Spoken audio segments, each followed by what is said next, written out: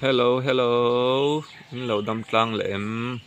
cái chuyện này là lâu lom lệ với cái chơi tốn trụ mạ chuan Zofate Chenna Taungphila cái ròn tilang đó là Taungphila hi lâu upato khop maya anh tiếng takin nghe lâu upati tele khodung lệ vang ten te cái ròn tilang lệ đó nè mũ nôm lệ bia wang cái chuyện này te tira trăng top phèn min lâu thiệt sắc lệ đó nè ô hi Taungphila có chung cái này thì chuanin Taungphila trăng tu nó cái din na trăng kan phai zel chuanin salai lok so tong bay motor te kan ti ta meng chu in hun na so an sajor na dor khan ni Taungphila an phai zel chuanin i mun tha Zofate Chenna mun tha te ti chuan miau hla te pok an va po phai do na ni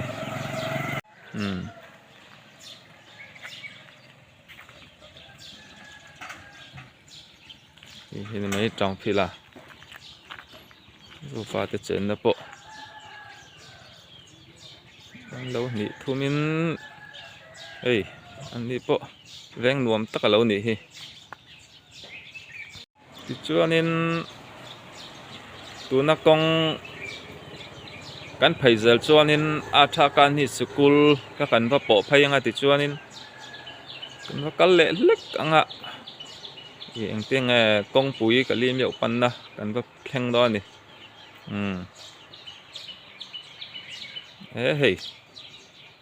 lai hi lung phun alo rang mai Taungphila hi anh ti kuma nghe tu nghe khosa tu te po kumeng zang ai lo ni to te po kan en hawang kan chirang Taungphila khosa kum zakim lung phun kum sang kha zakwa sompali kum sang ni le sompali khosa tu pu lai mung kum sang kha zariat somkwa kum sang kha zakwa somnga paruk suwa khen mun parte khua falam peng lung phun tu Taungphila parte polkom December ni khua sang hi som panga Taungphila hi ti na mai lo ni lo upato le mai khosa tu hi kan chirang khan pu lai mung kum sang kha zaria som kwa dei to khan ya kum sang kha zakwa som nga paruk in kar ni no upato le mai tun hi kum sang ni le som ni panga nia ai an phun ni sang ni som panga kum za le kum som alo ni to ni sumo upato khop mai heng lai chuanin veng upapol tak chu ani don hi put tamom don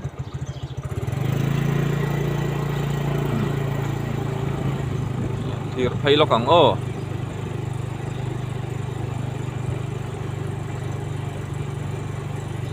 Taungphila an kholai li tak ania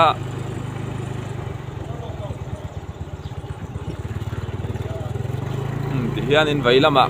lungphun na tang khan in kan koi chawa me hei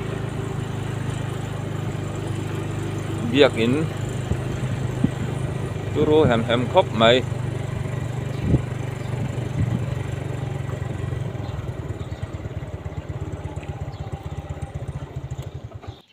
hi Taungphila Baptist Church tini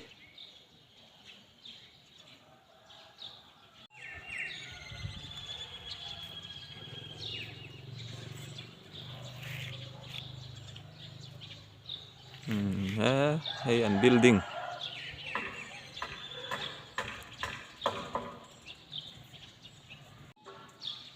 nuai berso office floor nia achung chia so meeting floor chuanin a chhawng thum na so gate floor chuan a chung berso centenary building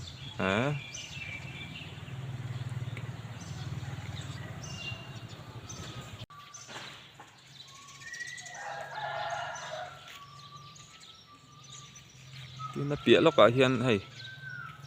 hall a awm a he hall te hi school kan kal laiin free child welcome ang te hian helai hmunah te hianin hun ser program te kan hmanga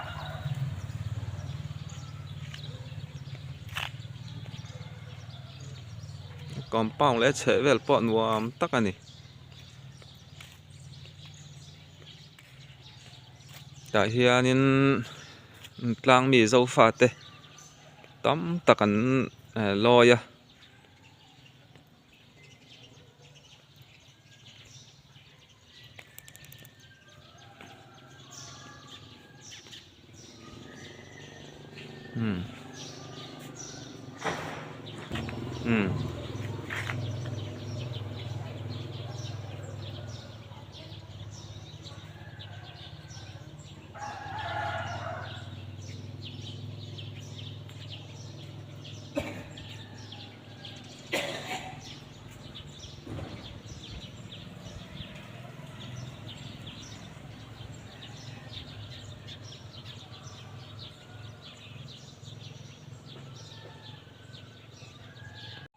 lai poi veng nuam tak ani don hi mo Taungphila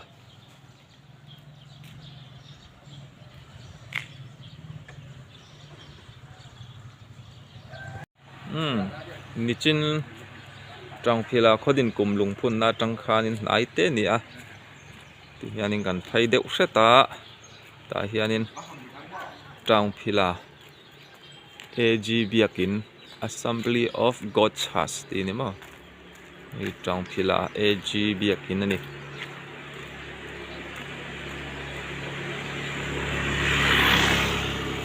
ko biakin lo nei nuam khop mai AG cậu săn cùng giật lín lom na centenary mà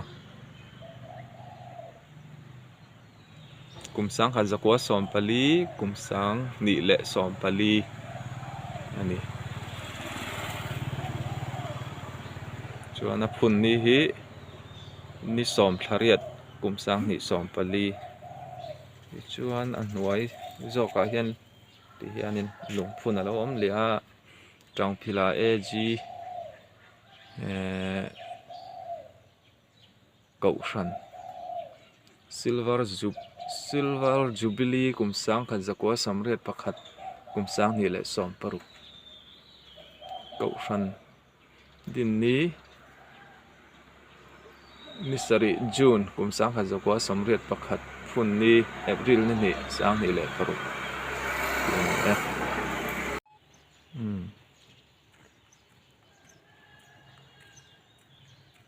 ta hianin Zofate tam tak an loi ve thunga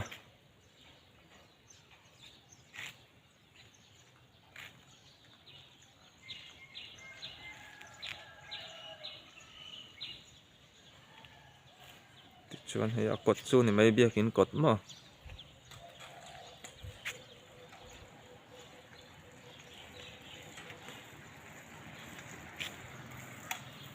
biak in kot ti kan phei le deuh hret chuanin a tha kan hi school nai te awm ani AG biak in atang khanin hei a pia lok ka ti kha hei hi a tha kan hi school khani ta mo a tha kan hi school kum chak khani ta solam so chim lampang kong thla a trakhani school hi thing lian deuh deuh ku ngan te hei te o rei tong chu hi ain upa hi lang am te ka tia hei a rei to lo tuka a upa to tuka a zar chung lam phai chu a thi to sa râu ruột mà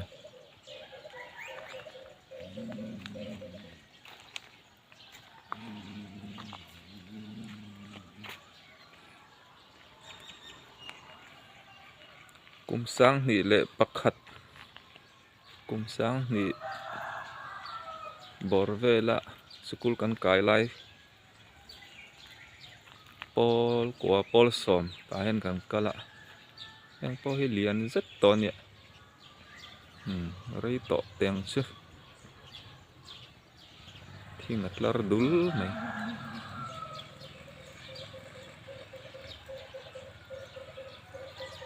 ti chuan ei a kom chak kong kha ni tam mo hianin sulai kong kil te so jing tam nem kan ei na thin sam piao an zuar ta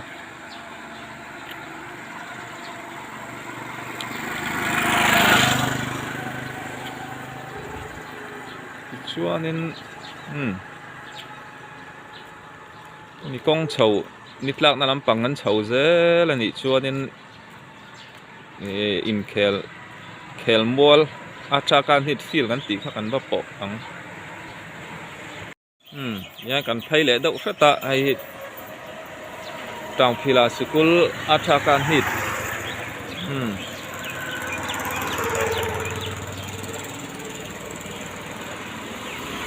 ka video ma sa po karon tilang to nan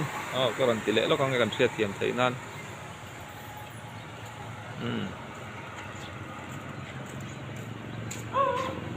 tin school ko ta hian biakin pakhat a awma RCM kan ti me hei Roman Catholic nin ka seta a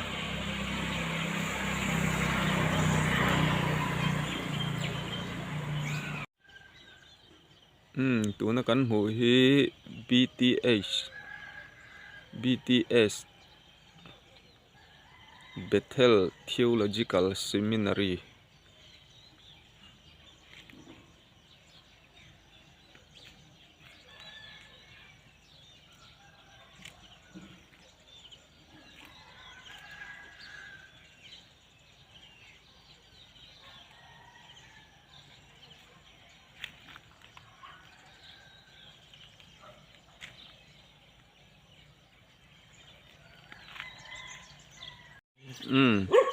kan chuk thak zel chuanin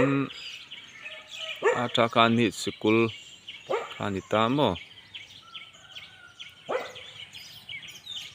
chuan ti hianin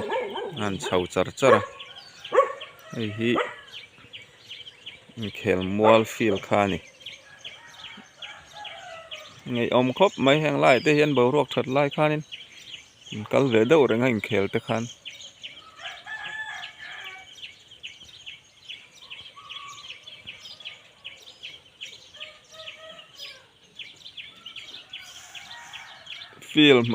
feel chim lampanga tlang lo lang so utok tlang kan ti khani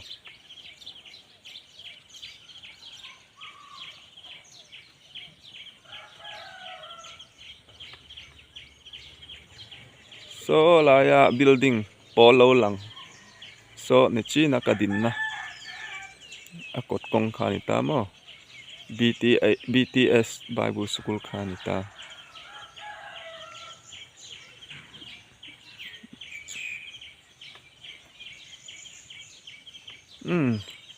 tuna tan chuan khati zong khani le phot mai se ka channel te tir tanga to phyang min thlir saka wangin kalome bye bye ve kule